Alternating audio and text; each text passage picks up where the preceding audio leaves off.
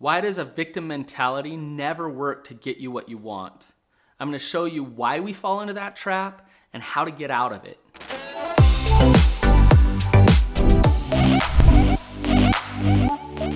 If you've been cheated on, discriminated against, maybe somebody's stolen something from you or tricked you in some way and hurt you, then you have good reason to be angry, resentful, pissed off, all of those things. You have good reason to feel those things.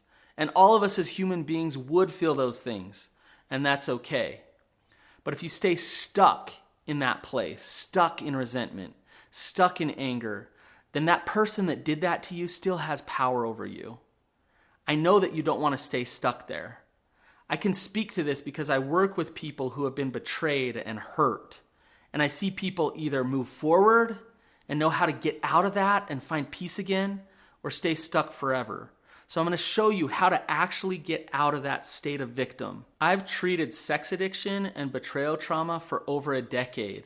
And it's been really interesting because I've seen the treatment of betrayal totally change since I first started. When I first started, what would happen is they would tell the partner, the betrayed person, that they're codependents, they're co-addicts, it's their fault. If they weren't enabling the behavior, then it never would have happened. Now, you can imagine how that went over. It didn't really help much. So then I saw it shift all the way to the other end, which was their partner who has hurt them is a monster. It's not their fault at all, and their partner is horrible, and they should change in order for them to be happy. That's not healthy either, because then they're waiting for their partner to change so that they can then be happy. The fact of the matter is they can get out of that victim state. They can change themselves, even though somebody has done something bad to them. I know a woman who was in a marriage that wasn't great. He wasn't a great partner, but she wasn't a great partner either to him. And they lived in this marriage for 20 years. They had kids together, and they were so unhappy. Finally, it ended in divorce. And upon their divorce, she decided, I'm going to start a platform. I'm going to start a business that is about how bad men suck, how bad men hurt their wives, and how horrible men are. She still runs this business today, and a lot of people actually resonate with her. But she's not happy. She's miserable. She's stuck in the pain of her marriage that ended over 5 years ago. And now she's actually leading other people into staying stuck in a victim state. This is a problem. She's not helping herself move forward, and she's not helping others move forward either. I don't know if you guys have seen Will Smith's Responsibility YouTube. It's like a 5-minute YouTube. It's awesome. And he says there's a difference between blame and responsibility. That if you were raised by an abusive parent or an alcoholic, yeah, it sucks. That's no fun. That's no good. But you still have a responsibility to decide how you're going to react to that, how you're going to move forward. It's not your fault, but you are accountable for creating what you want in your life. And they're not accountable for that just because they've done this bad thing. Now, when I treat betrayal trauma, there's this really weird space that I get in with the betrayed client. And this is what happens. At first, I validate their pain. They understand that I get it. I get how hard it is to be betrayed. I understand that. And we do that for a while. And we do that for a while until they trust me and know that I care about their pain. And I understand their pain. But once I understand their pain, then I get them to see their responsibility. I help them take accountability for their life moving forward. And sometimes it works. But sometimes they don't want to hear that. They don't want to take accountability for their life because they want to stay stuck in the blame and the pain. And so when I push them to take accountability for their life, they feel like I'm actually defending the person that hurt them. I'm not. The reason why I'm pushing them to take accountability, to create a happy life, is because I care about them. I want them to move forward. I want them to be empowered. If I move forward and I become okay and I find peace again, does it make what they did to me acceptable? Absolutely not. They're still accountable for the things that they've done.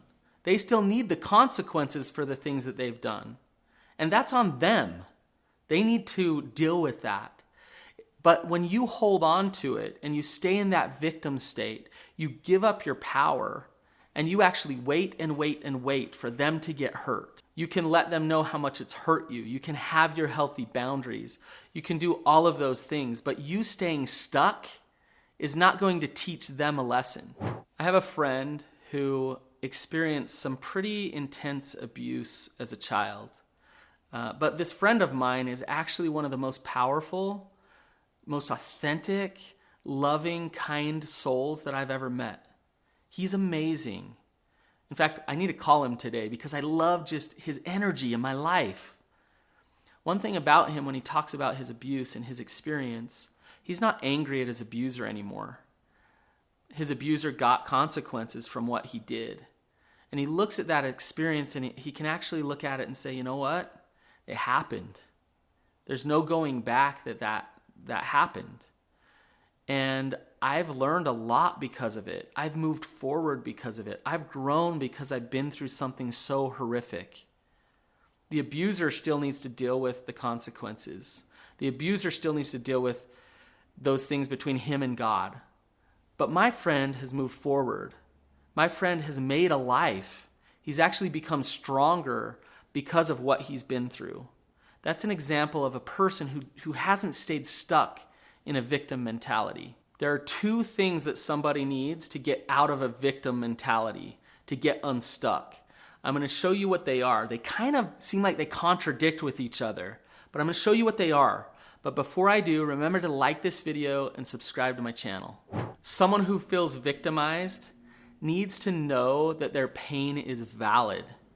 They need to know that somebody sees them and somebody understands what they've been through. They don't want to feel isolated in their pain and alone. Think about it. If somebody hurt you, would you want to feel alone, like nobody understood your pain? So they need validation in their pain. They need to know that somebody can hold space for them and see them. But at the same time, they also need to take accountability for themselves. Now, those things seem like they contradict, that they just don't go together. But they actually can work together. Your pain can be valid and real, and that pain can be important and seen by somebody, and you can take accountability for your life and move forward. Think of that word responsibility. Responsibility. Your ability to respond to something. When you take responsibility, you actually have the means to move forward. If you don't have responsibility for your own life, then you don't have the ability to respond. You're waiting on the other person to change so that you can then respond and be happy again. You can get stuck in wallowing in the pain.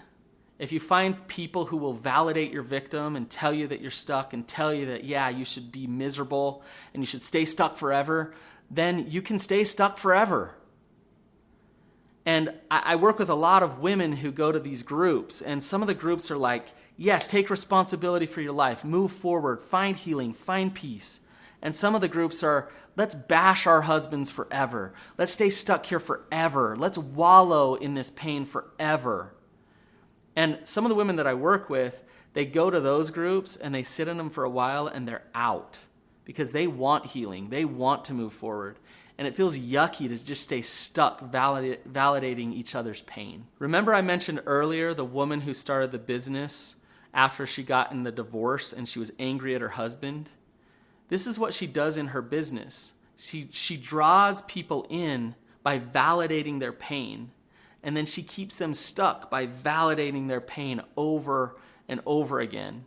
It's good for her business because people keep paying her for her products and her programs, but it's also where she's at. She's stuck herself, so she's just keeping other people stuck right where she's at. So remember, there's two things that you need to get out of victim. First, you need validation in your pain. Second, you need to take personal accountability and responsibility for moving forward. A victim stance, a victim does not want to take accountability. The victim wants to stay stuck. So when you're ready to own it and to move forward and choose how you're going to respond to what happens in your life, then you're ready to get out of your victim. If this video is helpful, then you're going to want to watch my other video, how to stop feeling like life is pointless. Because if you're feeling like life is pointless, you might be stuck in a victim mentality.